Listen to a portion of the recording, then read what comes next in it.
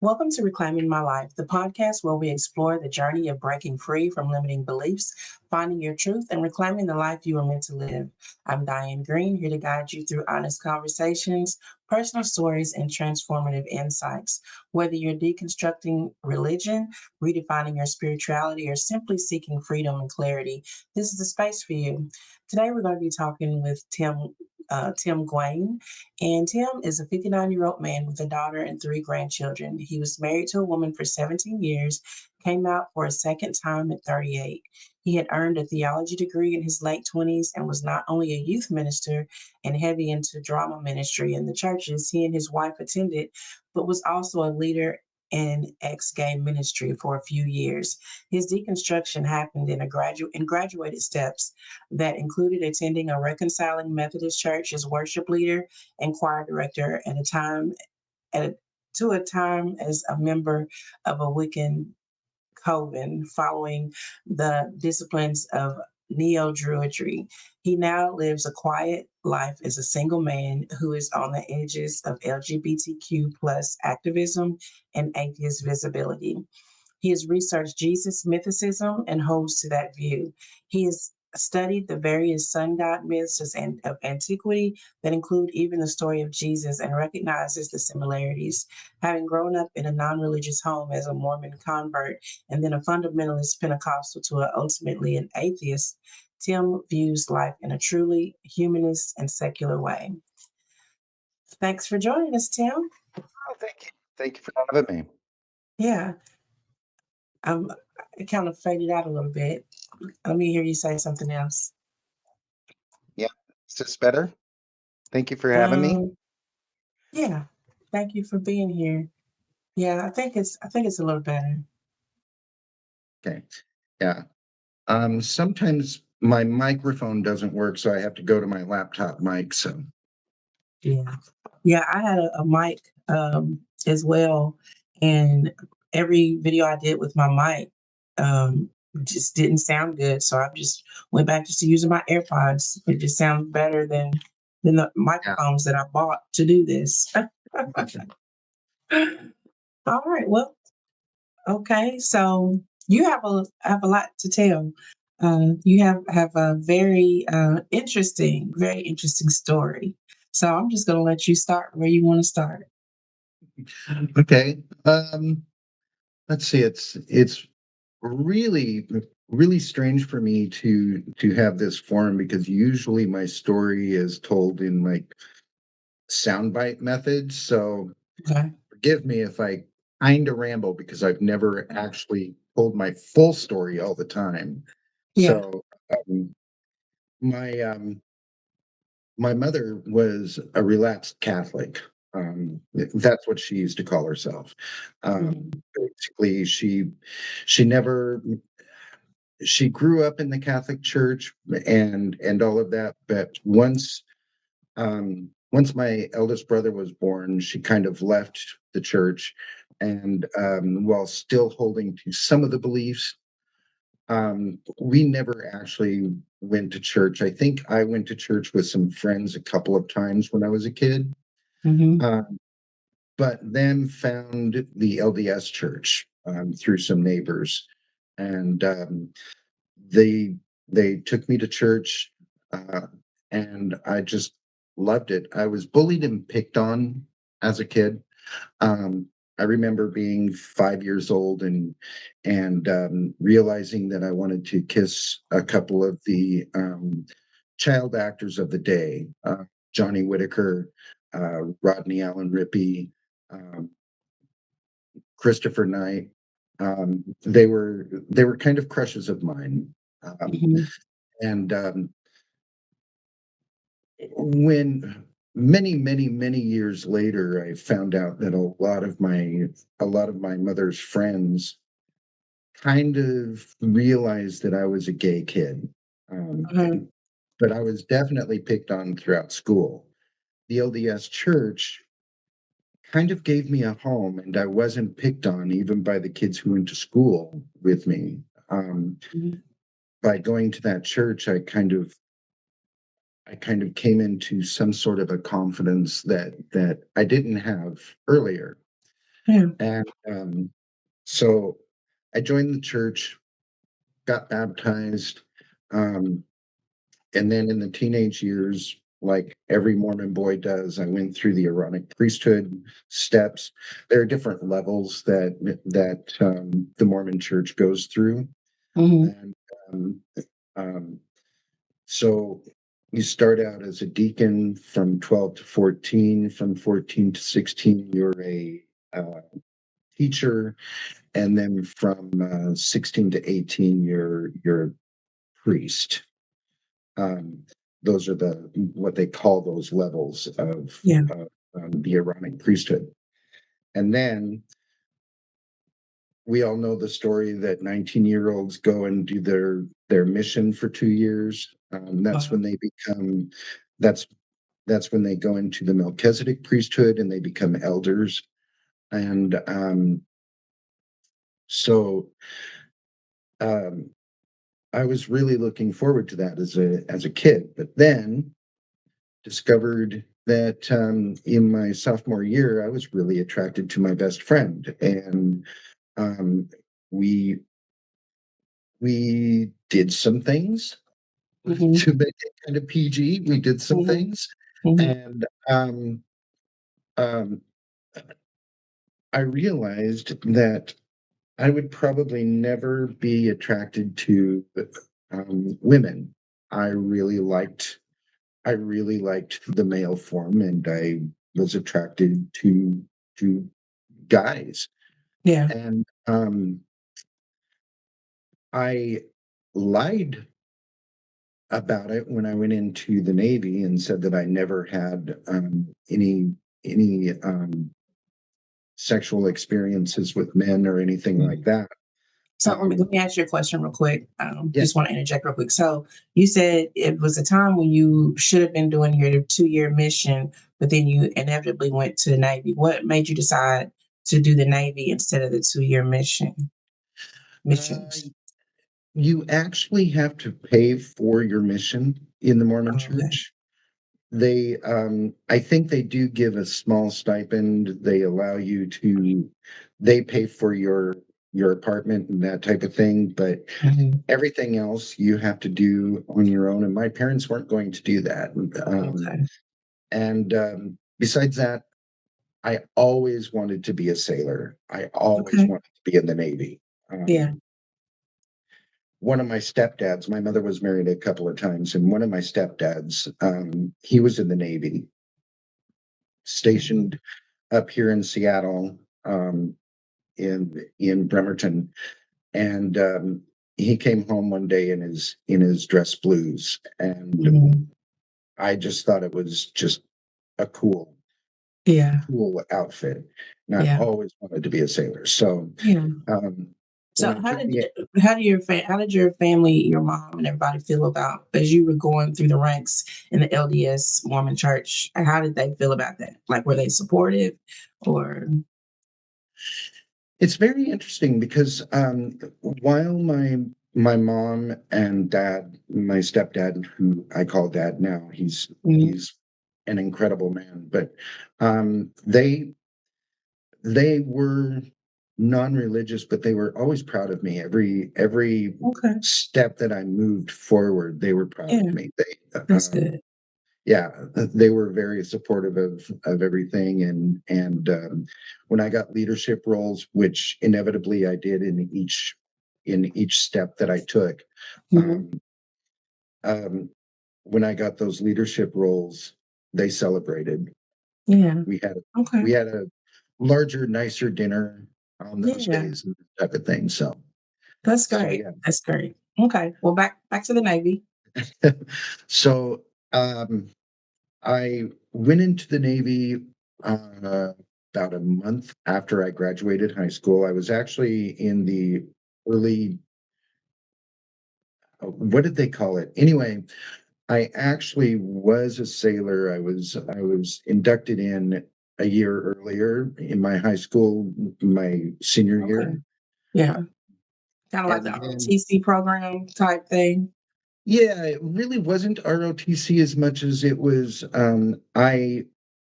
I made a vow to commit to being Okay. at boot camp, after graduation. Okay. Okay. And so I left the day before, I I left on the 3rd of July in, 1983 and, started boot camp, and I went through hospital corps school in San Diego and, realized that San Diego was a really fun place for a gay boy to be. And, um, I was losing my Mormon frame of thought, um, during my time as a sailor. Um, Mhm. I still sort of held to a lot of it, but was losing my um, dogmatic stand to it, I guess. Mhm. Um, Mhm. and found found that the gay area of San Diego was very pleasant and a lot of fun to be at. And Mhm. I had discovered some friends who were also in the Navy, and we would hang out at these bars. And when I went to Jacksonville, Florida, I was stationed at the hospital in the Naval Air Station in Jacksonville. Mhm. Um, I had a friend who knew who I was, but he was discharged on a mental health issue, and Mhm. as he left, he decided that he would out every gay man that he knew who was in the Oh, Navy. wow. Yeah, What was and the at that, reason for that? Like, uh, I think you he have a thought. reason? Well, I don't know because I didn't talk to him after this. Mhm. Um, all I know is that that's what happened. Um, he gave a list of everybody that he knew, and Mhm. I figured what he thought was, if I'm going down, so are these other people. Wow. So collateral damage, I suppose. Yeah. And when they took me in for my exit interview, they asked me if they gave me the list of the people that the other guy gave and said, "Is this guy gay? Is this guy gay?" And I said, "You know what? You have me. It, it's not my place to tell you Right. what any of these other people are. Right. Whether or not they are, that's for you to figure out. Yeah. You have me. I am signing my discharge papers, so let me do it. But I'm not going to tell you whether or not anybody else is, because that is not my place." Right. So um, on April 17th, 1984, I was discharged, and it was the day after my 19th birthday. And I stayed with some friends for about a week before I flew back home to Longview. Uh, Mhm. and I bounced around for a couple of years. My my mother was absolutely devastated. That was, back in 83 and 84. And it was at the height of the AIDS crisis. And that was the main thing that my mother was worried about. What So is about this my how your sister? mother found out that you were gay? Yeah, yeah, it is. Mhm. And um, frankly, she was more worried about AIDS than she was bothered that I was gay. Yeah. Um, That's understandable. You know? yeah. And I told her, I said, well, fact is that I really don't do anything really. And I wasn't very active as a gay Mhm. man. Um, Mhm. but then when I got home, I realized that there were a lot of gay people in my little hometown that I didn't know about. And I actually did have a brief relationship with a positive guy, Oh. an HIV positive guy, and it was very brief, but it was very active. Um, but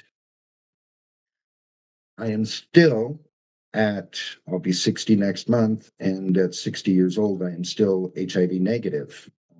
So I never, I never was infected with the virus.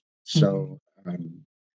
So So I is this can, something you found out about him after the fact, after your relationship with him? frankly, no. Mm.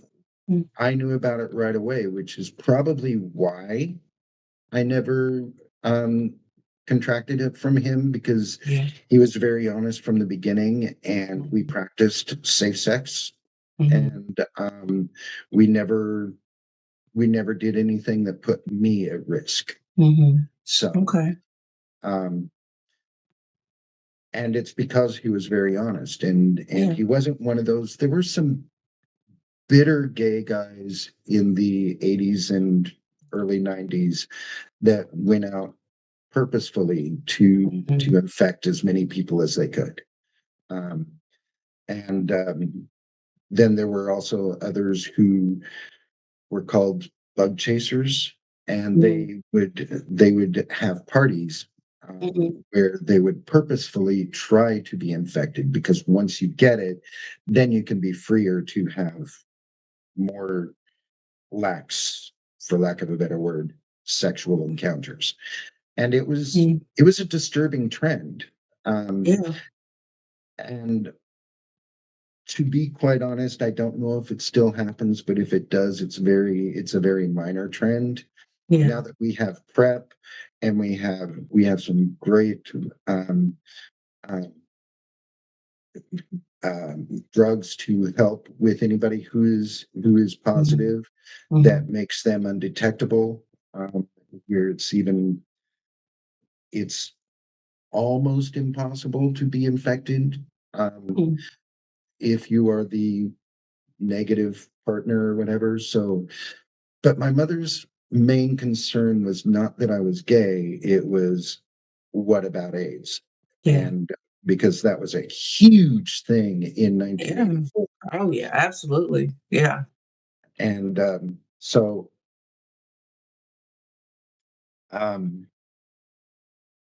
at, I guess I was, maybe I was 20, almost 21. Mhm. Um, I was asked by a friend to be a part of a play. They had lost an actor, and they wanted a replacement, and she knew that I acted, and she said, "Come and join this play." And it was a courtroom drama that was centered around the resurrection of Jesus. It's called Mhm. The Vigil. There's a prosecutor and a defense attorney. The defense attorney was he he was defending the gardener who was accused of stealing the body of Jesus. Mhm. And there were a parade of witnesses: Mary Magdalene, Pontius Pilate, Peter, John, just all of the Bible Yeah. characters Mhm. centered around that era, that story. And they needed a prosecutor, so I played prosecutor.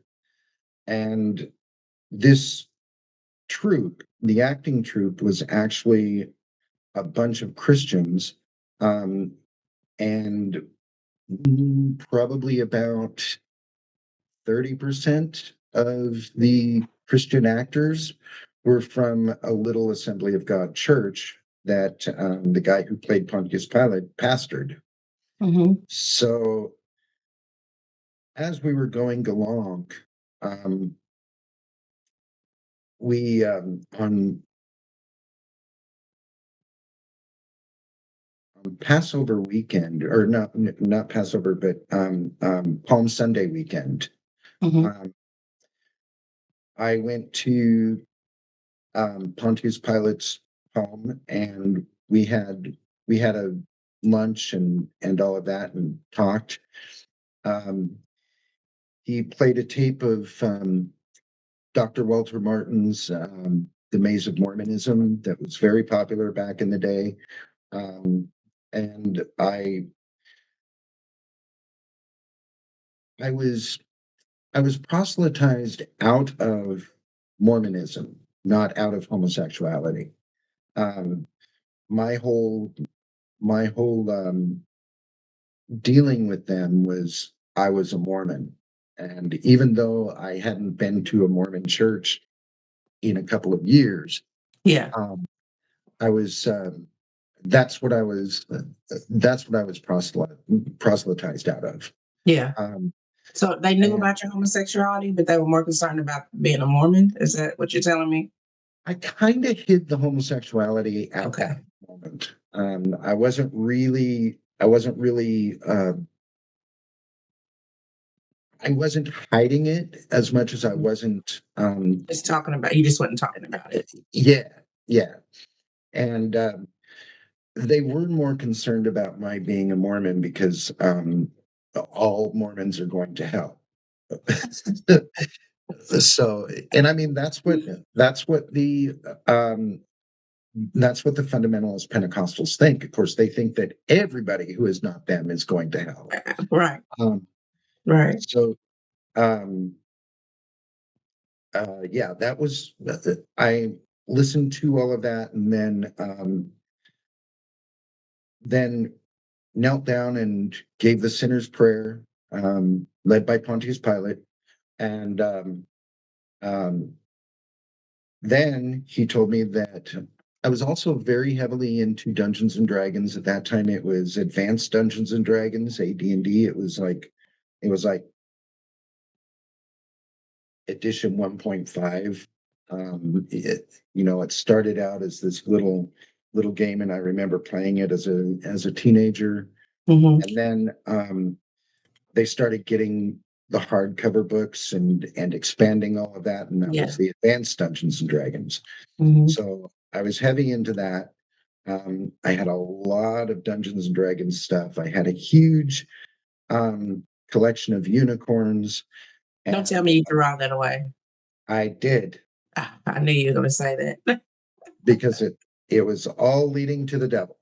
Um, And wasn't there like back during that time or in the 80s, late 80s, or wasn't there some big thing in the news about Dungeons and Dragons? Like somebody got hurt or died or something, and they were trying to blame it on Dungeons and Dragons. Wasn't there something like that? yeah, Yeah. yeah, it was, and there was a movie. Tom Hanks was it. He played the main character in the that the television movie was based on, and Hmm. it was written by a mother, and the story had been very much exploded.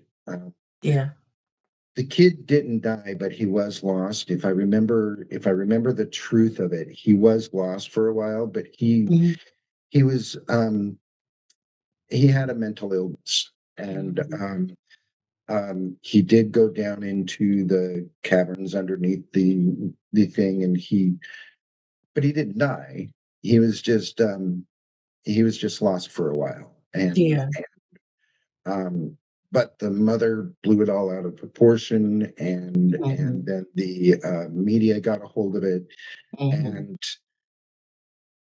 and at that time within the church, um, I don't know if you remember the saying, but there was kind of this catchphrase: Hmm. demons in the doilies. I mean, everything was demonic, and the Yeah. demons in the doilies was that the crochet patterns of Hmm. doilies, some of them were satanic. I know. I've never heard that one. Yeah.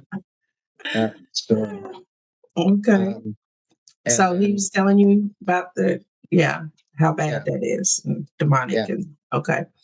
yeah. And so and unicorns were attached to demon possession and, all of this. So I got rid of all of that. And then he told me that I had to go straight. And I had to be, in order for me to be living for God, I had to go straight. And I had to denounce all of my gay friends. I had to denounce Dungeons and Dragons. I had to denounce anything and pretty much everything. Yeah. And so I started dating a girl and realized that I really didn't like her. She wasn't for me. And so we broke up. And then I went to a different church, and my my first foray into this church was through a couple of friends that I had been hanging out at Denny's. Back then, you could sit at Denny's and drink coffee for a while. We were actually the reason why you could only spend just a couple of hours at Denny's, because we would stay there All for day. hours, all day, all night, didn't matter. And eventually, at one point, they said we had to buy fries or something in order to Yeah. keep the table, and all of that. So, but uh, there was one friend, well, a couple of friends actually, that went to this church, and then some other friends that went to a different church that was kind of um, partners with this other church, Mhm. and two of them were engaged, and one of them happened to be, if not gay, he was bisexual, and he was attracted to me, and we messed around, and it got found out, and um, then another friend of mine told me that I needed to go back to church, and um, so he took me to his church, and Mhm. the explosion of my affair with the fiance um, kind of destroyed our friend group for a bit, Mhm. um, for obvious reasons. Um, Mhm. but then when this friend took me, he took me to what was then the college and career class for Sunday school, and it was led by two women who were best friends, and they just wanted to um, do something special for the over high school, under married class. Mhm. The group of people that were single and um, no longer in high school, so Mhm. college and career. And one of them, um, Marie, she was a widow. She had just been widowed earlier that year.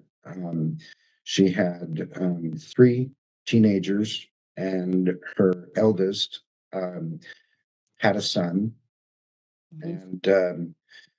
and who was born just before her husband died of a heart attack. Oh. Um, so he actually got to meet his grandson before he died. And so another one of my friends, I don't know if I'm getting convoluted or not, but another one of my friends who had gone there, he came up to me and he said, "I don't want you at my church. Mm. You don't belong there. I Mhm. don't want you there. You're going to destroy my church. You're going to destroy who I am." And he was afraid that I was going to tell everybody that he and I messed around as well. Yeah. I was Yeah. kind of, I was kind of a, I was kind of promiscuous actually at that point. I Mhm. was, I was a Christian, but I kind of liked the boys and was a little bit more promiscuous than I should have been. Did you feel guilt behind that, or you just living your life like? Hmm. Um, Good question. I don't think I really did. I think what I felt guilt was that I wasn't being true to the church. Mhm, But I didn't feel guilty that I was being true to me. mhm. Um, so I think the church was the reason for any guilt that I may have had. Right. Yeah. Um, And that's uh, what I mean. Like, did you, feel guilt that you weren't walking this straight Christian life that you felt like you were supposed to be doing? Not that you had any personal guilt for the things you're doing, but that I'm not living this Christian life in the way that I should be. yeah, yeah, and I did. And after he told me that he didn't want me to go to his church, I stopped going. Mm, And one night, I was at Denny's and I was drinking a cup of coffee and smoking a cigarette because back then we could smoke in the restaurants. yes. Um, and Marie came up to me. She was the one who lost her husband recently, Hmm. and never forget what she was wearing. It was summertime. She was wearing a kind of a sailor striped blue and white striped, almost Hmm. crop top, but a little bit longer than that. Because she was a heavy woman, but she dressed pretty much like a young person, with some canvas shoes on and white summer shorts. She had her hands in her pockets and she tilted her head with a big smile and said, "I'm so happy to see you. Hmm. Come and join us." And I said, "Well, I've got a cigarette." And she said, "So put your cigarette out and come and join us." And so she and her best friend, Janine, were there. And they talked me into going back to church. And they said that um, Mark had no reason to keep me from going to any church that I wanted to go to, Yeah. uh, because it isn't his church. Hmm. And so I went back, and there was weekly or a daily early morning prayer session that happened during the week. And I I went to it, and everyone started praying, and they were all praying in tongues. And suddenly they surrounded me and went through. This is the middle of August, hottest day of the year. We were in the basement of a church that had no AC, and they were all surrounding me, laying hands on me, praying the demons out of me. Mm. And one woman was actually hitting my knee, casting the Trying. demon out of my knee. Um, Mhm. let's just say that if I'd have thought about it at that point, I would have left the church and not bothered with the whole "I got to go straight" thing, because that was just it was crazy. Yeah. And by crazy I don't mean it was just it was probably one of the most terrifying experiences of my life. Mm. And um and I didn't know what to do. Yeah. And Because they don't do because anything like that in the Mormon church and the LDS church. They don't speak in tongues and all that. So was that your first experience with something like that, with people speaking in tongues? oh, no, no, no. Okay. In fact, what's very interesting is, to go back, I got saved. I accepted the Lord into my heart on Palm Sunday um, Hmm. uh, weekend, and on Easter Sunday, a week later, I was filled with the Holy Spirit. Okay. So I I had experienced speaking in tongues. I Okay. just hadn't experienced a whole bunch of people surrounding me, putting me on the floor and Mhm. um, casting demons out of me. Um, there was And they, I resentment. mean, they didn't even give you any ask permission or anything. They just came and just kind of swarmed you. Just Exactly. yeah. I remember being in a church one time. I was pregnant, and I just felt really uncomfortable. I was actually there recording the service. I wasn't even a part of the church. I was friends with the pastor, and she asked me to come and record the service. It was a special service, and the lady that came to preach for her, like she just the way she growled and stuff, I felt like she had a demon in her, and she made me very uncomfortable. And as she was just going around touching people, and she was like making her way back to where I was, and I was pregnant. And I mean, and at the time, I was still Christian, and I was thinking, if this lady comes over here and touches my belly, it's gonna be a problem because she just really disturbed me, and I did not want her to touch me. And she kept making her way back to me, but I don't know. I In some way I let her know, like, do not touch me. Don't Yeah. touch me. Yeah. And Yeah, I I feel that way a lot recently when I tell any Christian friends of mine that I may not be feeling well or my back hurts or something, you yeah, know. I mean, frankly, at a month away from being 60, my back should hurt. I mean, that's what happens when you get old, right? yeah.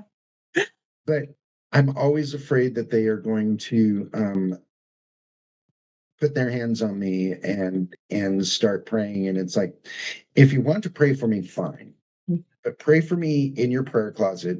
Yeah, You don't need to lay hands on yeah. me to Don't pray for involve me in it. me. Yeah, yeah. I don't care if you believe in your God, but know that I don't, and your Mhm. prayers and your laying hands on me doesn't affect me. It At doesn't. all. It It doesn't make just me feel good. it just agitates me. Exactly. Yeah. Um, so so long story slightly shorter. Marie and I started. We started dating, and we basically made the college and career class group dates pretty much because there was another couple that She wanted knew to you were homosexual, though, right? She knew that. yes, Okay. yes. Okay. In fact, that was one of the things that encouraged me to go is she said, it doesn't matter that you're gay, you just need to ask the Lord to forgive you and change you. Hmm. And so yes, she knew. Okay. And um we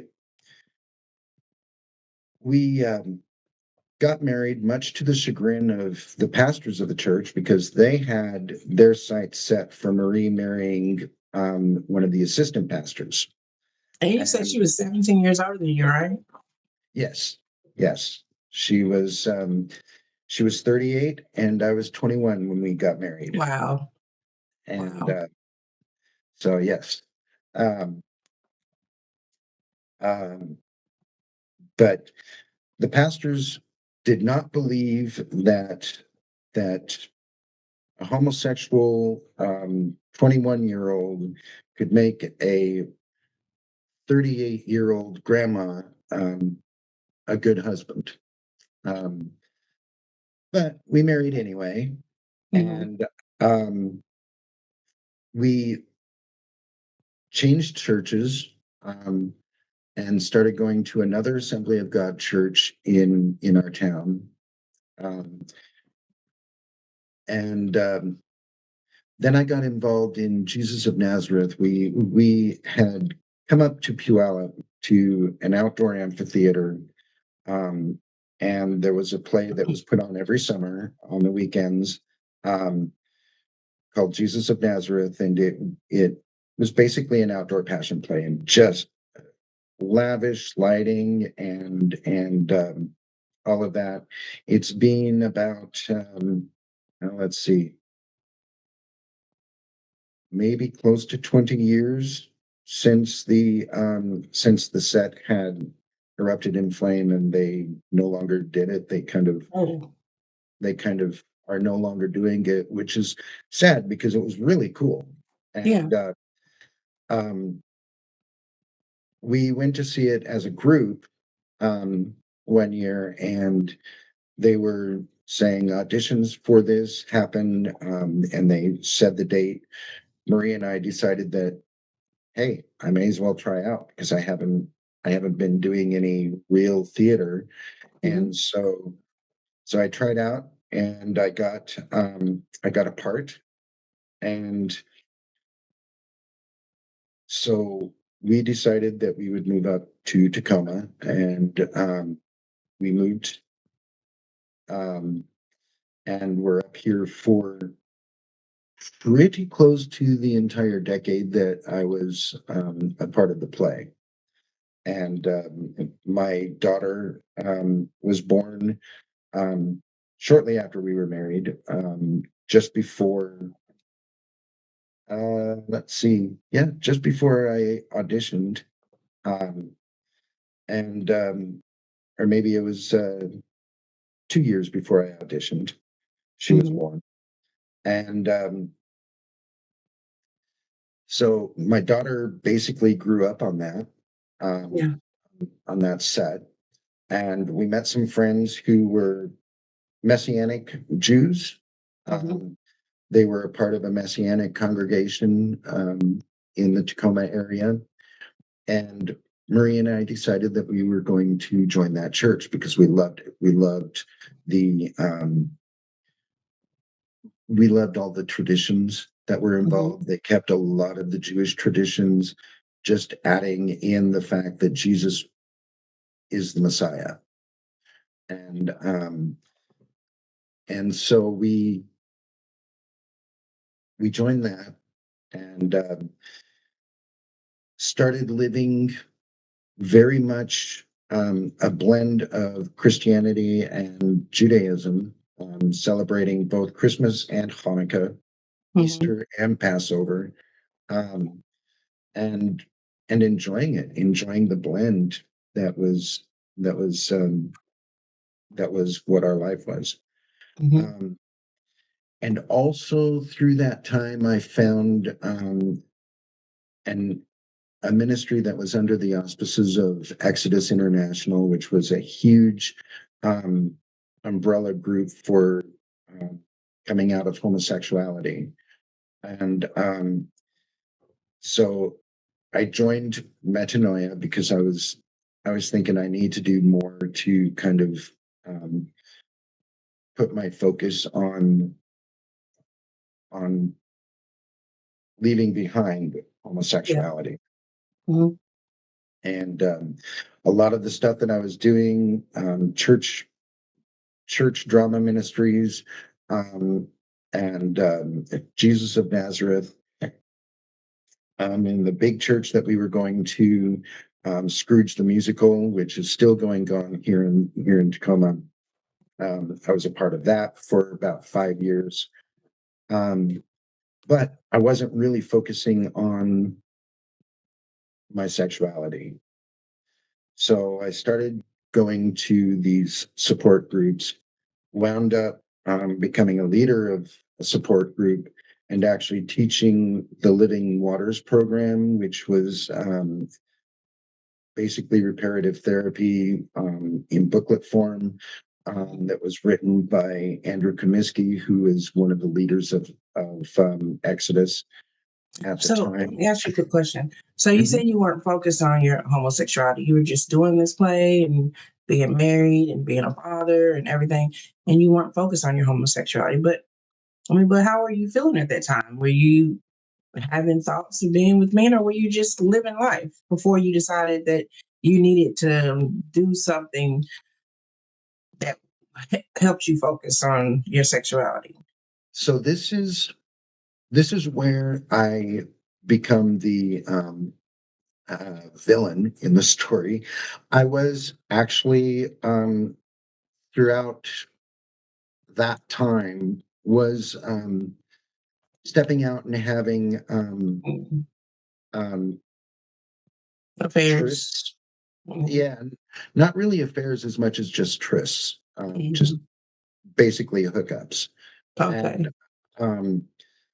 um, they were very quick. They weren't anything um, major. I wasn't developing any relationship, but I was actually being um, a bad boy. Mhm. And so that's when, and I did all of this behind Marie's back. And Okay. um, but I did start going to these meetings hoping that it would fix it. Did it Uh, help? I think it made it worse Yeah. because um, the thing about reparative therapy is while mine wasn't as dramatic as electroshock therapy that was popular back in the 70s, and Mhm. I think it was um, I think it was made illegal in the 80s or Mhm. something. Mhm. Um, but it wasn't as dramatic as that. It wasn't as dramatic as um, the the camps, the reparative therapy camps Mhm. that you hear stories of. Um, but it was dramatic enough that it really did affect me, Mhm. and um, it made it worse because a lot of these guys were telling the stories. Um, and they had been in reparative therapy. They had been in this support group, some of them longer than I had been, and Mhm. um, some of them were, geez, I mean, they even presented themselves much gayer than I ever have. And it's like, this isn't working for you, Yeah. and I know it's not working for me. Why? And Mhm. it literally took me 5 years of being involved in ex-gay ministry. My ex-wife Marie and I were we were on the radio a couple of times. We spoke at National Coming Out of Homosexuality Day. I don't know if you know about those, but they happen in October. There's a day where Christians gather together and proclaim Coming Out of Homosexuality Day. Um, and we were speakers at those. We did a lot, Mhm. and I finally confessed to her that I had been stepping out, and she said, "Well, yeah, I kind of assumed." Mhm. Um, we tried to reconcile. We tried to make it better. We moved back down to our hometown, and for 2 years, tried to tried to piece back together this marriage that I had broken. Um, I'd broken all trust with her um, for obvious reasons. And I was Mhm. realizing that God was not going to change me at all. Yeah. Um, and I started going to nursing school. I wanted to become a nurse, so I started going to school. Um, and we were just having problems in our marriage. And I said, okay, I have the money. I can rent an apartment just off campus. And it was about 3 blocks away from where we were living at the time. It was on campus or just off of campus. So it was close to everything that was important to me: Mhm. my wife, my daughter, my school. And so um,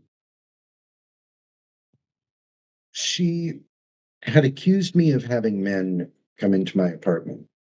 And because she said that people were watching and seeing that men were coming into my apartment. And I said, well, if they actually looked, yes, men were coming into my apartment, but so were women because they were my study group.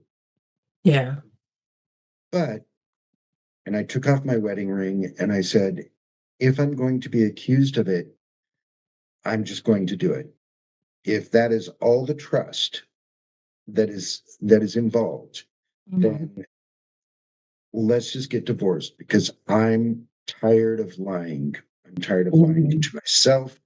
I'm tired of lying to everybody. Yeah. I am out. And by out, I meant out as gay, Yeah. period. And I said, so here's my ring. And we worked on divorce. It was very amicable. Um, yes, she was devastated. Mhm. And so was I. Yeah. Because to be quite honest, up until the day she died 2 years ago, I had always loved Marie. Marie was truly a love of my life. And I have one regret, and that is I never could be the man that she needed to be for her Yeah. husband. But I don't regret being married to her. Yeah. I have a beautiful daughter and 3 wonderful grandchildren. I have gained a lot of experience and knowledge because of her. Um, my apartment, um, I decorate my apartment with a lot of what she taught me, um, Mhm. because she was kind of a well, she was a lay person decorator and knew how to decorate very Mhm. nicely, and so I do a lot of the stuff that she taught me as far as hanging stuff Mhm. and how to put stuff and placing stuff, all of that. I've loved her since I met her. Yeah. And so it was a devastating thing. Um, and she did tell me, she said, I just feel like that was a bunch of wasted years. And I said, I'm sorry they were wasted for you. And she said, no, I meant for you. And I said, well, no, they weren't wasted. I got to spend time with one of the most incredible people I have ever met in my life. Mhm. I've got to spend 18 years with you. And Mhm. I I will never, and I told her the only regret I have is that I was never the man that you deserved. Yeah. And and then her son-in-law um said, he actually said, I'll beat him up for you. I'll kick his butt if you need. And she said, this is what my daughter said because she was in the room when this happened. She looked at her son-in-law and said, if you even look at Tymm crossways, I will grab your balls and take them off, and Oh you will my never have goodness. another child again. Oh my Do you understand goodness. me? Yeah. My ex-wife, okay, so she never said anything bad about her first 2 husbands, and Mhm. one of them was an abusive um, man who kept her hidden, and she had to literally escape him. Um, Mhm. I know how that is. I've been there. yeah, and but she never talked bad about Roger. And Roger, um, we all became friends. Well, basically pen pals because he moved across the country, but Mhm. um, we became pen pals, and she wrote to him throughout a lot of her marriage to her second husband, who is the father of all 3 kids that Mhm. she had. Um, and um, Bob's problem was that he was a workaholic who loved his beer. Mhm. He never was truly an alcoholic as much as he was a beer lover who really focused on his work. He worked as a foreman in a sawmill in Mhm. our hometown, and everything was about work or cars. Yeah. And so he was very much involved in that. And eventually, um, their lives just kind of parted. She was going to church. She was being heavily involved in church, and Mhm. he was work. And And then he had a heart attack. and then he had a heart attack. Yeah, Yeah. shortly after the baby was born. Um, um, and when I married her, the baby was born in January. Bob died in March, and we married at the end of October, all of the same year. Wow. And then our daughter was born the next year. Yeah. Um, so um, a lot of changes happened in that year for her, Yeah. and but um, she was one of these people who never spoke badly about any of her exes, Hmm. and she refused to allow me to be spoken badly of. Yeah. Um, and That's just the type of person she was. And she said, "Look, I'm hurt. I am devastated, but I can get over it. But you have to understand that so is he. Hmm. He's going through a loss as well. Hmm. So you have to understand that this is a we thing, not a he Yeah. thing or a me thing. This is a Yeah. we thing. And you, son-in-law, are not a part of the we that Yeah. this is. So stay out of it." And that's just the type of person that she was. And um, for years, I would call her and ask her for advice because she was a very wise woman. And even though we weren't married, we still had a child and grandchildren together. Yeah. And even though, excuse me, even though my daughter was an adult, she was still our daughter, and we had grandchildren together, and all of this, irrespective of the fact that I was dating. Um, uh, I was dating, and I had a couple of long-term relationships during that time Hmm. between our divorce and her death. I had a few long-term and kind of a serial monogamist. Um, Hmm. and Once I actually came out after my divorce, that's kind of what I became. I didn't want to be like I was in my late teens and early Yeah. 20s. I didn't want to be that promiscuous dude. Hmm. Um, so I kind of got into serial monogamy. And my first relationship after our divorce, I wanted to um, I wanted to get married to him. And at that point, marriage wasn't legal. So we Hmm. decided that we would have just a uh, ceremony. Um, it didn't have to be legalized. It just had to be Yeah. something that where we can proclaim our love and Yeah. devotion to each other. Hmm. So we found a reconciling church. It was a United Methodist church in town that that not only accepted the LGBTQ community, but celebrated it.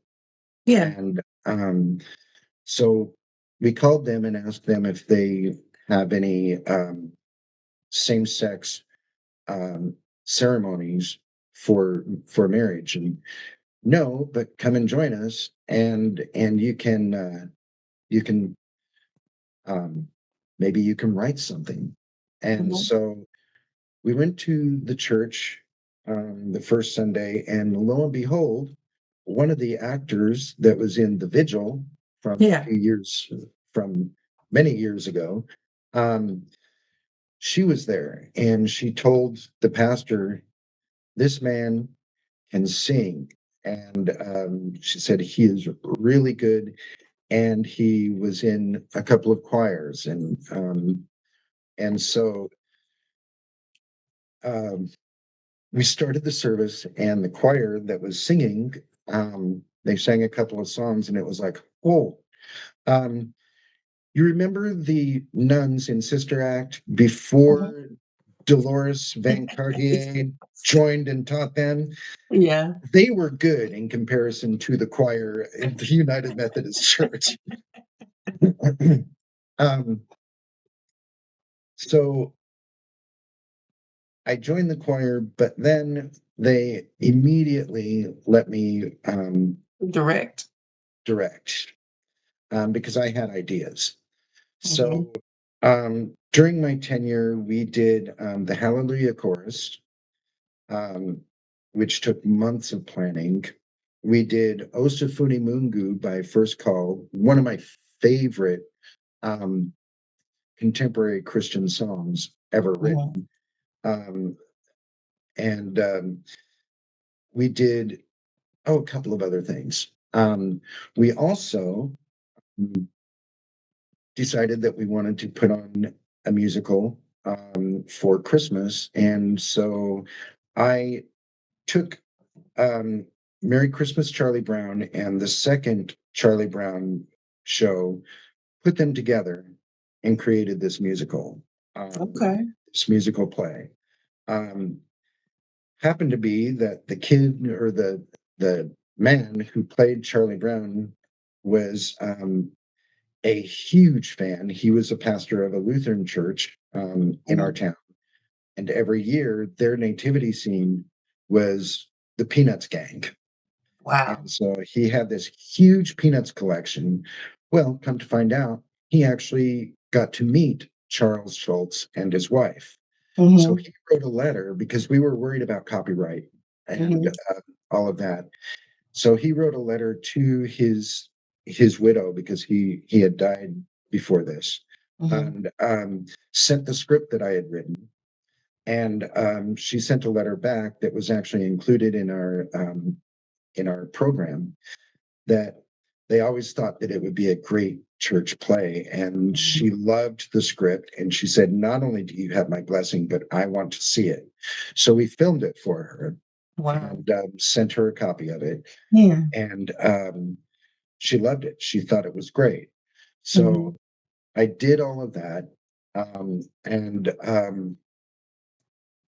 someone decided that apparently I was too good, and he decided that he would take the choir from me, and he wound up taking the choir from me. And so I left, Hmm. and um, I decided to move to Seattle. Um, met um, Met another one of my long-term relationships, who I'd make a joke because he was Virgo and so was Marie, and he literally was just like Marie. He was born about his birthday was about 4 or 5 days after Marie's birthday. Mm-hmm. Um, and he I joke that he was the male version of Marie, just exactly like her, very calm, very calming influence. Yeah. Um, Um, However, he didn't know how to decorate, so that was his main flaw. Yeah. Um, Mhm.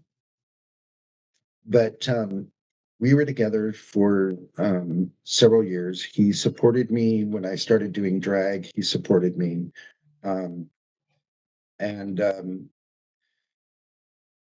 we we broke up. And I went back down home, and got my cosmetology license. I went through beauty school, got my Mhm. cosmetology license, and at that point is when I discovered Wicca and Druidry. Mhm. And the coven that I became a part of was very eclectic. There were different disciplines of pagan worship within So, this. how did you go from being a Christian to being a Wiccan? Like, what happened there that caused you to? go from one to the next?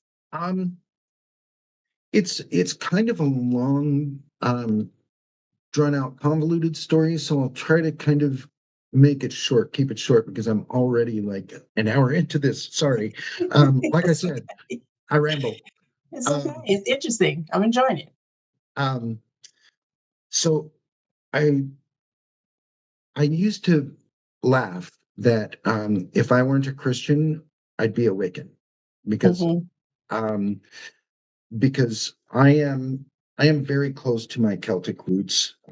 I I am descended from the Scots and English and um, Ireland, all of that. My Celtic roots run deep, um, and I've always found Druidry and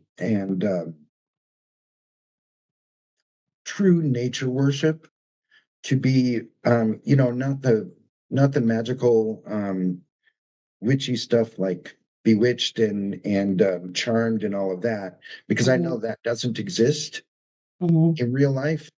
But true nature worship and kind of um, following of the Sabbats and everything that we do as Christians, um, they do in nature worship or Mm-hmm. or or nature respect, for if you don't want to use the word worship. Yeah. But and then I found a book that I loved. It was um, I have it here. Um, The Path of the Green Man. Mm-hmm. Um, that was written several years ago. Gay Men, Wicca, and Living the Magical Life. Mm-hmm.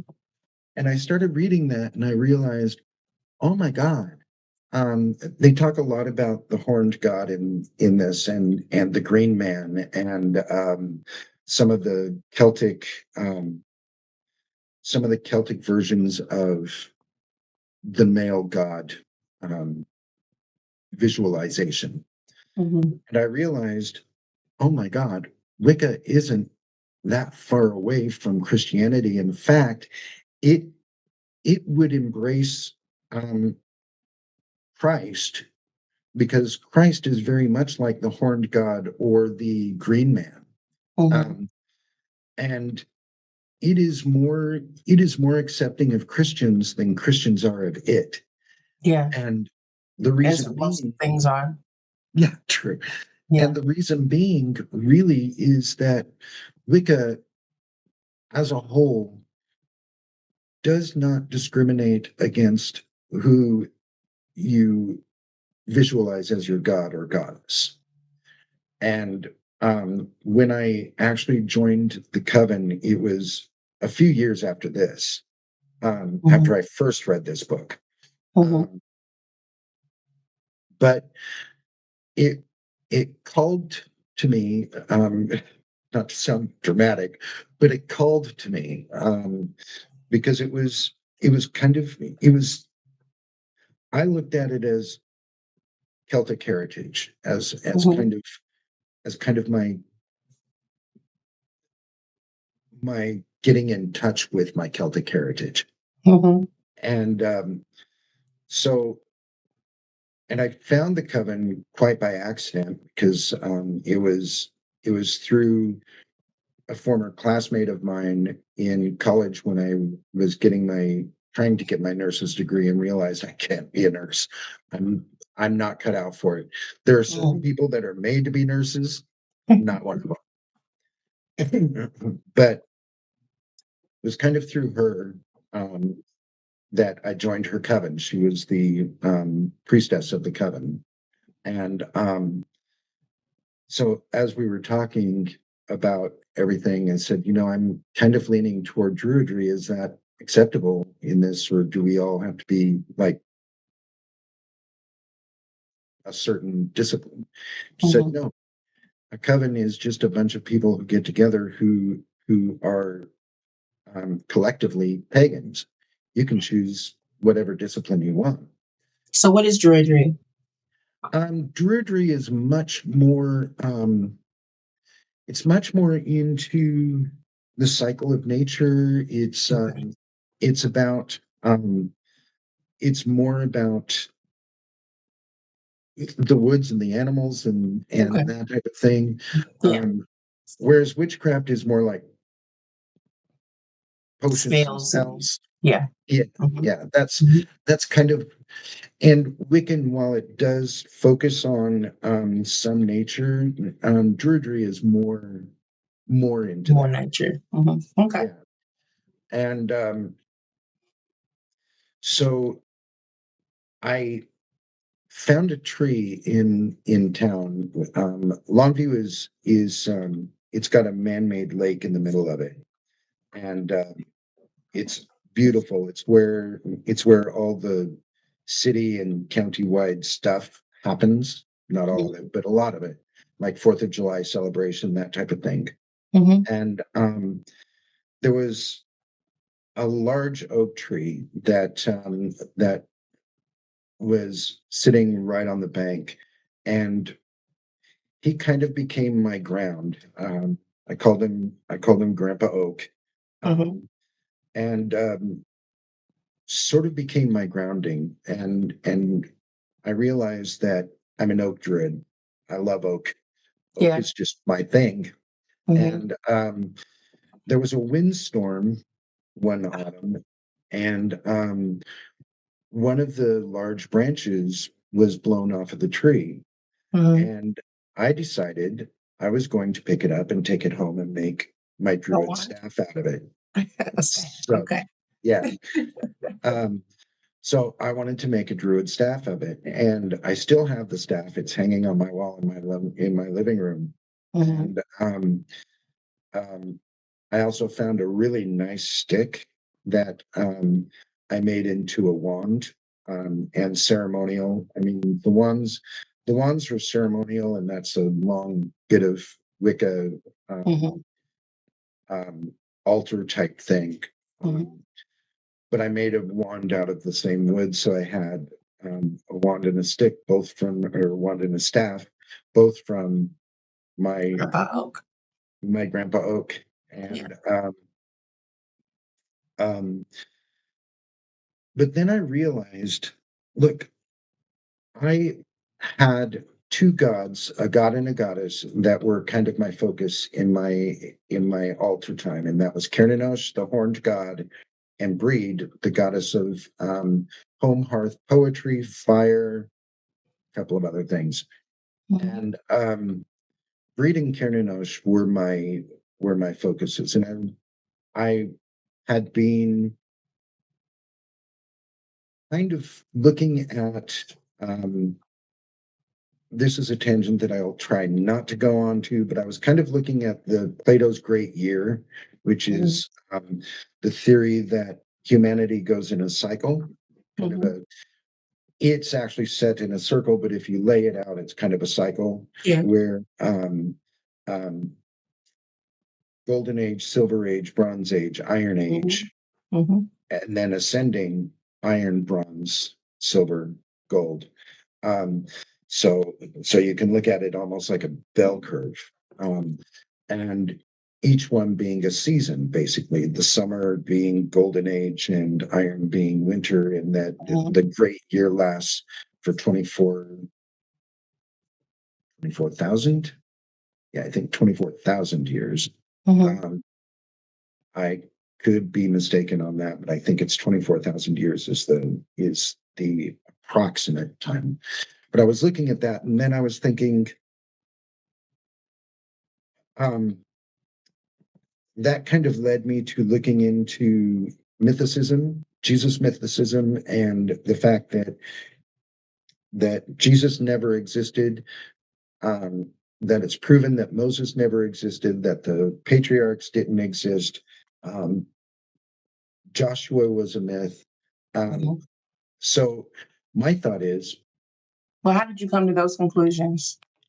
well, I was as I was reading, a lot of the biblical scholars including Jewish scholars, had looked at it, and they had come to the conclusion. They came to the conclusion. And as I was studying, I was realizing that there was a consensus among all of these biblical scholars that the patriarchs didn't exist, that Genesis, Exodus were fictionalized, that Joshua was a fiction, that they were stories that were written um, to basically, and this is where it gets into sticky waters, right? Because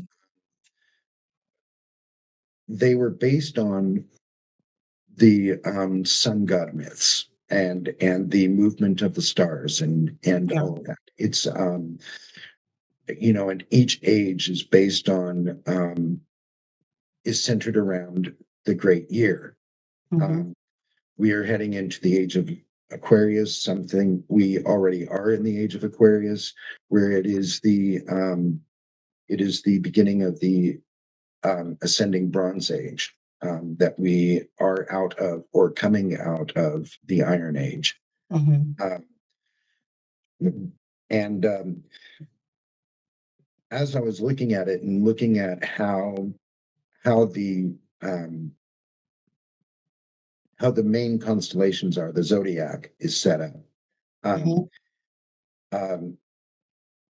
that each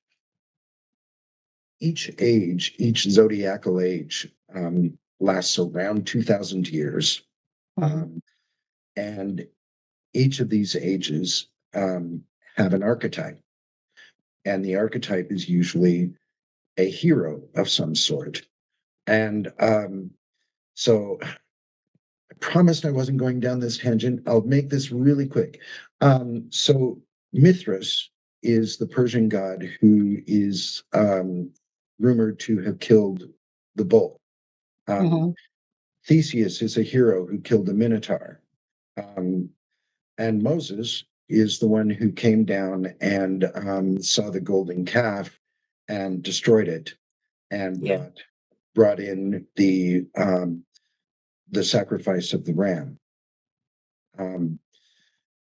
All of these are pictures of the constellations of the sun moving through the age from Taurus into Aries. See, we see it backwards because we're going counterclockwise to the sun. Our orbit is counterclockwise to the sun, whereas the sun goes clockwise through the zodiac. If you think of the zodiac as a clock, we're going this way. We're going clockwise through the zodiac. So rather than Aries Taurus, we go Taurus Aries. And so Mithras killing the bull, Theseus killing the Minotaur, all are depictions of we are moving from Taurus into Aries. And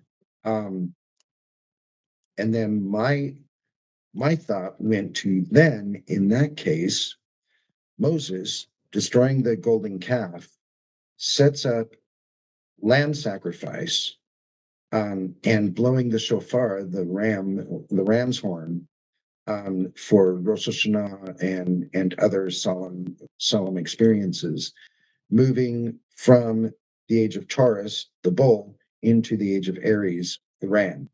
And then we fast forward, and we have Jesus talking about being fishers of men, the ichthus being a symbol of Christianity, and all of this. Well, we were moving from the age of Aries, the ram, into the age of Pisces, fish. And so everything about Jesus' ministry was pretty much fish, the loaves and fishes. And at that time, directly opposite of Pisces is Virgo. the virgin holding the sheaf and the bread. So Bethlehem is actually the house of bread, and that is what Virgo is. Virgo is the house of bread. So all of this led me to believe that Jesus was simply the archetype of moving from the age of Taurus into the age of from the age of Aries into the age of Pisces. And as Moses and Theseus and Mithras were stories and archetypes of Taurus to Aries, Jesus is Aries to Pisces. Pisces. Okay. Yeah. And then I went even further and started reading other books by other mythicists, Dr. Carrier, uh, these guys, Timothy Freak and Peter Gandy, who wrote the Jesus Mysteries. Have you read Christ Before Jesus yet? No, I have not. It's But I fairly did new. see I did see a video on it. So I I think interviewed those guys. My first interview it I've was, done. yes, that was Yeah. because as soon as we talked the first time, I went there and yes, I want to see that. And I was like, holy crap, that is exactly what I believe. Yeah. Or at least where I tend to go. So yeah, they were very good. I liked that. I liked that interview. Yeah. Yeah. And Great guys. Great guys. Very down to earth. I enjoy talking to them. yeah. Mhm. So yes, um, all of that led me to really believe that Jesus was nothing more than a story. Now, was there a guy named Jesus or Yeshua or Yahashua Yeah. that it was kind of based on? Very well could be. Mhm. Um, Mhm. I mean, Johnny Appleseed actually did exist, but he wasn't as big as Mhm. our stories are out Right. there. Right. Mhm. Um, so, I mean, it is possible. Um, um, so I never actually am, or I try not to be dogmatic about there not being a real Jesus, right? Mhm. I simply believe that any story about a real Jesus was exaggerated and um, made into a tall tale. Mhm. Um, because a lot of the stuff that is written in the Gospels, first of all, wasn't firsthand. It was all written Yeah. um, at least 100 years later, if not Yeah. more. Right. Um, so yeah, that's where I became, and then I realized, um, in my view, I really don't have proof that there is a God, and I believe if I believe that Jesus is a myth, then I believe that there is no God, and that includes my pagan gods. Now, when I try to meditate or when I am getting really fuzzy in my thinking and Mhm. need to clear my mind, Mhm. I do actually think of them as focal points. Breed is very much if I'm having a block in writing because I'm a writer. Mhm. I've got one published book. It's a Okay. gay romance. It's a gay romance, and I found that genre a few years ago and fell in love with it and decided Mhm. to give myself a try in this. Yeah. So it's on Kindle and paperback form through What's it Amazon. called? It's called Holding Your Heart Safe. Holding Your Heart Safe. Mhm. Okay. And be forewarned, There are naughty bits in it, but my mother read this book and she said, I just skipped past the naughty bits. And my mother, I who like naughty is, bits, but I just want to make sure I acknowledge that, put it out there when I share this video, when I upload it. I want to make sure I put yeah, that in there. Yeah. yeah. But yeah, my mother read it and she loved the story. But if I'm having writer's block and Breed, um, she is she is a goddess of poetry and creative writing and that type of thing. Mhm. So while I'm meditating or trying to clear my mind or anything like that, yeah, I use her as a focus. Do I believe that she exists? No, but she's a good way to focus. And Yeah. I think that is one of the things that makes me not be an anti-theist. Let's not believe in any god. Let's destroy Christianity. Let's not have Christianity. I don't necessarily think I believe that. Mhm. I believe that Christianity should stay out of my life. It should Yeah. stay away from telling me how to live. Mhm. um, if if Joe wants to live that way, then he lives that way. Just Yeah. because you're on a diet doesn't mean that I can't have a donut. Right. And Right. Good. That's a good way of putting it. um, so I mean, and there are a lot of good people, no matter what sect they are. There are a lot of good people who are Christians. Um, Unfortunately, they are drowned out by the not so good people who are Mhm. Christians. But Yeah. that doesn't mean that we have to throw the baby out with the bathwater, right? Mhm. Um, so I understand the focus. Um, you know, you can either believe or not believe that Jesus is real, but if you want to use him as a focus for your meditation or for living your life, Yeah. by all means go, Yeah. because that's kind of where I am.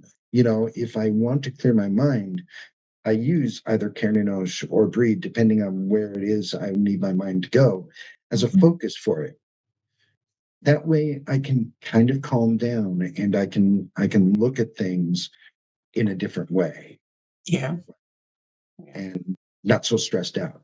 Yeah. So yeah, that's pretty much um where I'm at now. And I enjoy my life. I've got my little kitty. Mhm. I have a very comfortable place to live.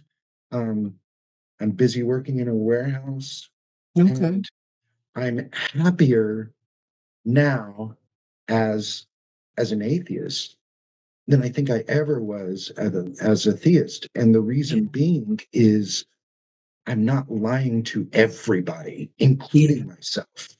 Mhm. My deconstruction, as you can tell through my story, it kind of happened in phases. Mhm. And it happened because either I got hurt or I realized that things weren't changing here, Mhm. or that when I realized that one of the things I loved when I was working for my degree in theology was Corinthians 13, the love chapter, Mhm. right? Um, One of the things is love is not jealous. Love I does knew you not were going to envy. say that. I knew you were going to say that. And what is the first commandment? I, the Lord God, am a jealous God. Yes. Yes. Yes. Yeah. Automatically, that disregards him as being love. Yeah. If God is love, Then how is he then jealous and love? And then, but love yeah, is jealousy. Jealousy is not love, but he's love. Yeah. Doesn't make sense. Doesn't make and sense. and the other one is when I discovered it, I was like, whoa, God himself says he creates good and And evil. evil. Hmm. That does not make him all good. If he That's creates right. good And and evil. evil, Mm-hmm. then he can't be all good. And Mm-hmm. when I consider the fact that um, there are billions and billions and billions and billions of people throughout history who have never heard the word of God, Mm-hmm. who had never been proselytized, Mm-hmm. who have never been um, accepting of the Lord in any shape or form, Yeah. either the Jewish God or the Christian God, Mm-hmm. um, who are, just because they lived on this earth for a short while, they are now spending eternity in In hell. hell. Yeah. Yeah. It just It just doesn't does make not sense. compute. Yeah. Mm-mm. And I mean, what about the whole idea that we're his children and Mhm. we're on this earth, but yet he allows the devil to have dominion in the earth Mhm. where his children are. So you give the devil access to your children that you love, like allowing your adversary. Like, why would you? I wouldn't do that to my children. I would keep Yeah. them as far away from my adversary as possible, not just put them out there and, uh, you know, Yeah. yeah, yeah. And I love the theory too that and I wouldn't say it's a theory. I think it's more of a thought experiment that Mhm. someone threw out there one time, which is that God is the evil one and Satan is the good one. How many people did Um, Satan kill in the Bible? How many? And how many people did God kill in the Bible? I mean, come on. I mean, yeah, yeah. There you And, go. yeah, That's a good point. the only people that it says in the Bible that Satan killed was Job's family when God Himself said, "Hey, have you considered Job, my servant Job?" Like literally said, "Hey, go mess with him."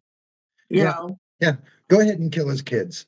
Yeah. Um, exactly, and which which again is a whole lot less people that Satan does kill than God Mhm. ever did, or Yeah. that God told people to. Right. All the people that were killed in God's name.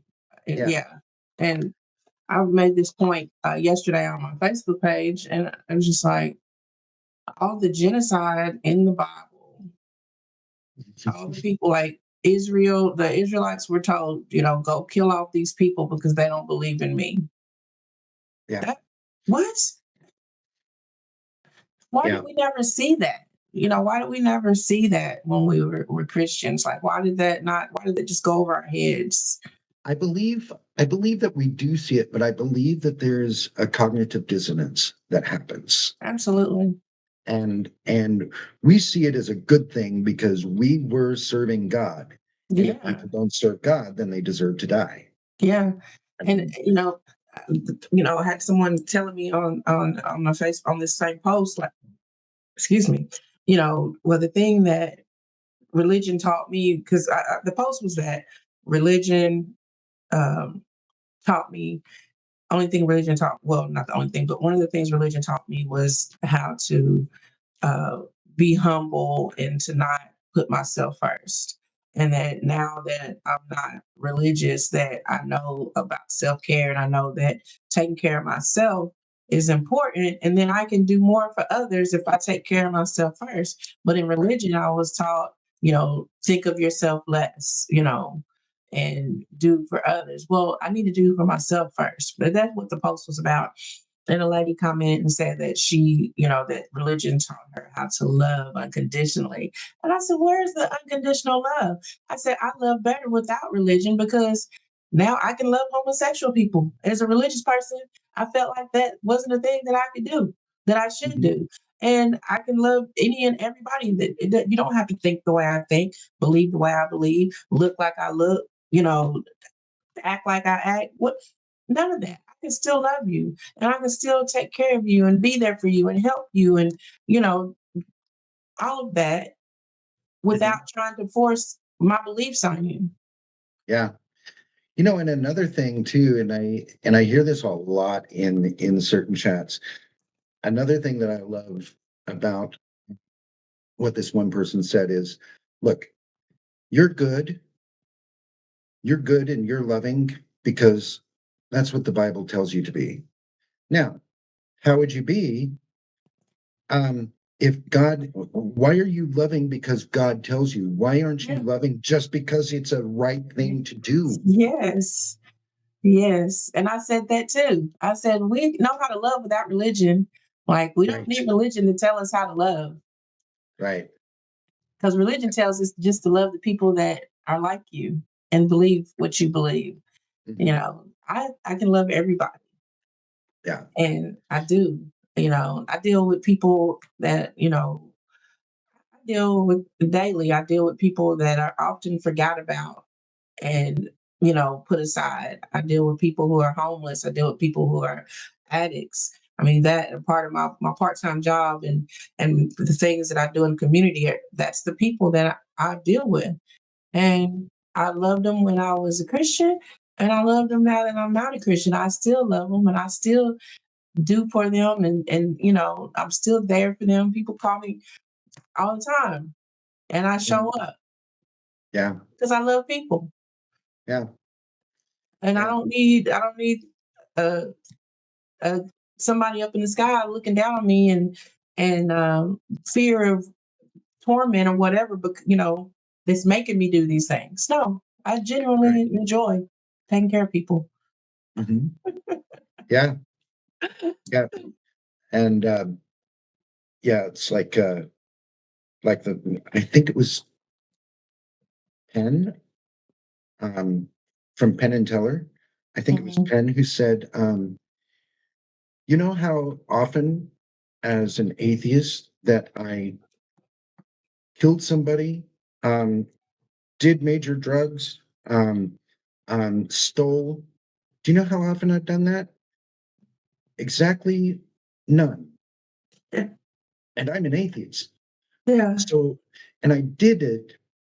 I didn't do it because it's wrong to do mhm, that. And I mhm, didn't need to be told that it's wrong to do that, mhm, mhm.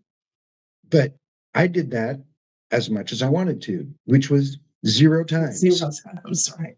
Well, how many wars are being fought in the name of religion? You Yeah, know? true. Yeah. How many people are dying, in the name of religion? How many, it's yeah, it's just And ridiculous. again, that goes to my point of I don't care who you believe, but you don't get to push your beliefs onto me or Mhm. anybody else. Um, Yeah, believe your way, and that's fine. I mean, my daughter, because she was raised in the church, we raised her in the church. yeah, She is very, she still believes in Jesus. She doesn't go to church, but she still believes, right? yeah. Mhm. And we talk a lot, and she does mention that. And she says, Dad, I know how you feel about Jesus, but for me, and she always prefaces that, Yeah, yeah. she talks about how she prayed and things happened, and that's all well and good for her. And she doesn't Mhm, push her belief onto me. She just mhm. says, This is how I Yeah, this is how I feel. And yeah. it's okay to do that. It's okay Mhm, for her to tell me that she prayed and she got an answer. That's yeah, and then I have a child the same way, and it's okay. And she doesn't watch any of my content. She'll go through and she'll click like just to help me, with my Uh-huh. algorithm and whatnot. And I'll ask, well, what are my other daughters? She had liked some of my stuff on TikTok, and I said, did you watch that clip? She said, no, I just hit like, to help me out. She said, no, I didn't watch it.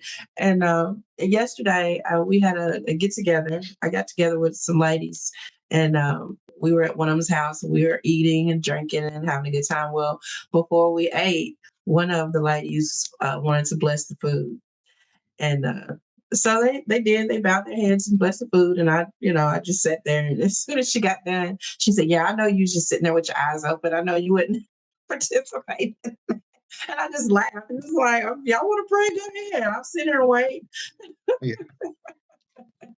And again, because it's not our place to tell them that they can't, and it's Right. not their place to tell me that I have to. Yeah. I And mean, it's just funny to me. We're sitting here with a table full of liquor, but okay, yeah, go ahead and bless the food. Go ahead and bless all this stuff on this table. well, that is that is a that is a thing. I mean, and I never liked calling it blessing. I always called it thank you. Yes. I always called it grace Yeah. because grace means thank you. Mhm. Um, because I mean, frankly, food is a blessing It anyway. is I a mean, blessing. Yes. and And I am grateful. And I do sometimes I do eat and I say thank you before I eat. But I'm not thanking Jesus for my food. I'm just not. I'm yeah, just not. right, If right. anything, I'll thank my husband. Thank you, husband, for buying this food. Eh, Thankful I for just your job to make sure I have this food to eat. yeah, yeah. Yeah. For me, that's the way I am. I'm just grateful for the fact that I can actually afford to eat and I can Yeah. actually afford to feed my cat. Yeah. And I'm not homeless. And, Yeah. you know, I mean, I'm grateful for all of that. I'm But grateful. I'm very grateful. mhm, Yeah. But I'm I not don't, giving that credit to Jesus. I'm just not. yeah. And, the other thing that always bothered me while I was in the church um, was the huge displays of religious pomposity, for lack of a better word, and knowing that Jesus denounced all um, all versions of outward Yeah. religious piety. Yeah.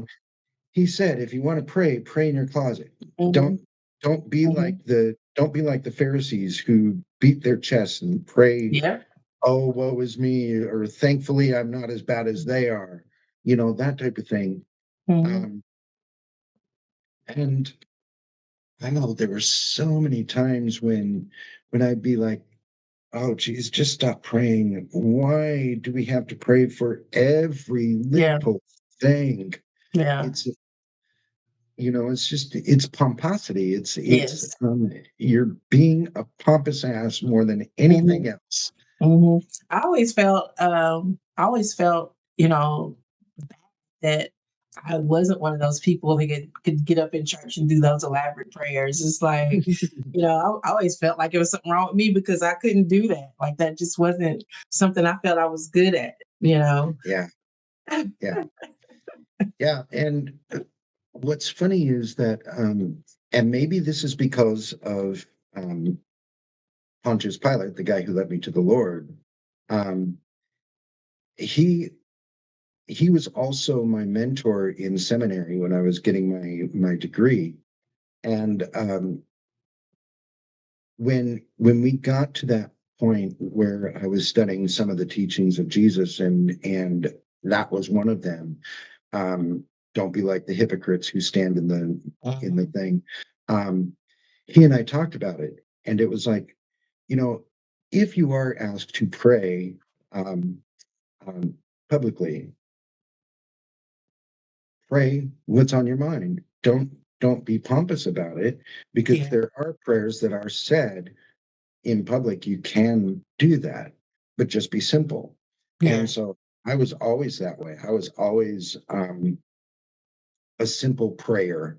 Yeah. Um, and I think that it is more commendable to be one who just does not is not eloquent about their Mhm. prayers Yeah. Yeah. and do a lot of Lord Jesus in the middle of everything. Please, Lord Jesus, let this be, Lord Jesus, as perfect, Lord Jesus, as you can possibly, Lord Jesus, make, Lord Jesus. You know what I'm talking about. Everybody who's watching this knows exactly what I'm talking about. Yeah. Yeah. Yeah. Um, But yeah, man, I get that. You know, just those prayers that just go on and on and on, and just want to be seen and heard. Just need to be seen and heard. Just need to know that, you know, I'm this holy, you know. And Yeah. yeah, yeah, it's ridiculous. But so when you went to seminary, did it, other than the prayer thing, was there other things that kind of stood out to you to make you kind of question, like, because I've been told that a lot of times people go to seminary and that's when they lose their faith. Yeah. The love chapter was one of them. And the prayer thing is, it wasn't really one that made me start thinking about that, but about deconstructing, but it was something that helped me in my Christian walk, because I realized I don't need to be wordy in my prayers. So Yeah, that was something that helped me with that. But some of the other things that I discovered while while in seminary was that uh, God was really a jerk in throughout the Bible. He's really a jerk, and and I was I was very when I really studied what what is written, um, like Noah, uh, and all of the all of the holy wars that were commanded by God to yeah, Joshua, and all of them, the slaying of all of the innocents. yeah. Except Um, for the virgins, except for the young virgin women, they got to yeah, keep those. Yeah, yeah, yeah, and they got to live. that was another thing too. Is um, rapists being able Hmm. to buy their victim and Hmm. make them their wife. If I mean, I had an essay experience when I was in the Navy, Hmm. and um, I could not. After that experience, I could not even look at the guy who did that to me. Yeah, Um, and I can imagine how horrific it would be to for have a to marry. woman, Hmm. yeah, to not only carry the child, but to marry the perpetrator of Yeah, that. and be raped over and over and over again forever. Yeah, yeah. Yeah. It's just I could not imagine that. Mhm. And it was one of the other things. It's like this is an unfair thing to do to anybody. And that was one of the scriptures that made me really feel like God is unfeeling. Um, because if you're going to command that a victim marry her her assailant, Yeah. um, yeah, I I don't think that's a loving thing to command. No. I mean, women in the Bible are just property. You know, they're just property. They're not. Yeah. Yeah, and so there was all of that. There was, and of course, um, then there's the excuse that, oh, in the New Testament, all of that is changed, God isn't except even it's in the New Testament. But go ahead. But except what? except that it isn't changed because Yeah. because what does Jesus say? Not one jot, not one tittle will be changed, which Yeah. means all of that is still in effect in Yeah. under the new covenant. Until Paul comes along and says it's not. Yeah, So, you know, like, you're not really following Jesus. You're following Paul, but you think you're following Jesus, but you're following Paul yeah, because, but what I was saying, like, God doesn't even speak in the New Testament. You know, he doesn't. And I guess people say, well, God is Jesus, but that doesn't make sense either. That's a whole nother story. Yeah, But yeah. And what I liked about your discussion with Christ before Jesus is that, yeah, we are all following Paul because Paul's theology came before the Gospels. So we did have the Christ, the story of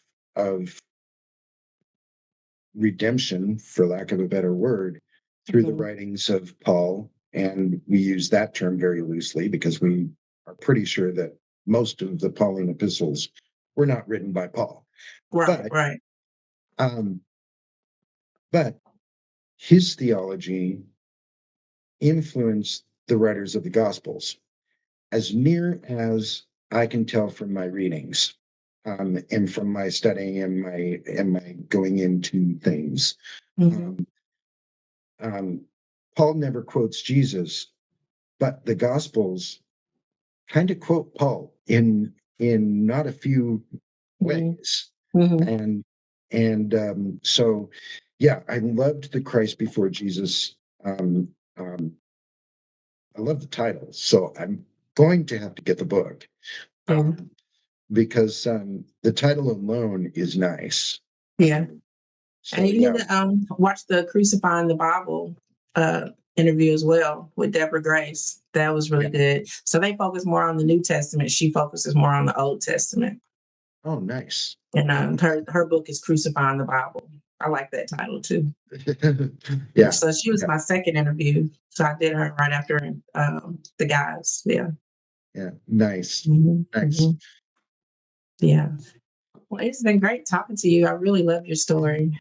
Oh, It's thank very you. interesting. Yeah. I've Thank you. never been on here for almost 2 hours with anybody. Sorry about that. Hey, don't be sorry. It was enjoyable. It was a good story.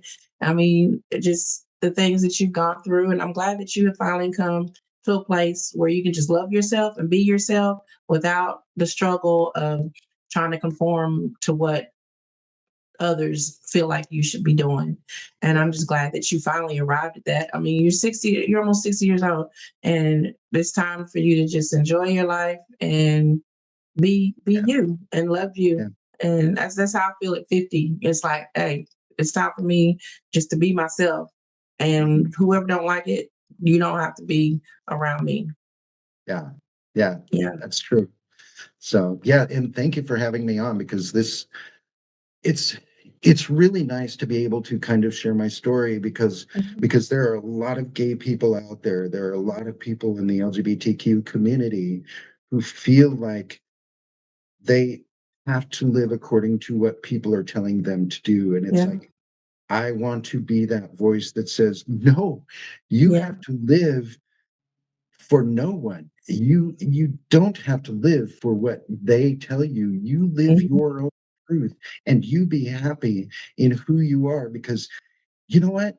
You can help other people and the pain that you're going through right now, you can work through and then you can move on from that and you can help somebody else through Yeah. their pain. And That's so I right. like sharing my story because I want to tell them that yes, reparative therapy is still out there and no, it does not help. And yes, it does hurt, Yeah. Yeah. but you can come out of that. You can be a better person. You can be a better person to you, Hmm. and not a better person outwardly anyway, because I think all people are good inherently. Hmm. But you're no longer punishing yourself for something that is just simply who you are. Yeah. Yeah. Who you are. That's right. Yeah, and I appreciate you for sharing that, and I appreciate you for those words of encouragement for someone who may be listening, who may be going through something because they're trying to conform to something that they're not. And Yeah. so I really appreciate that, and thank you so much for sharing your story. Thank you. Thank you. I enjoyed it.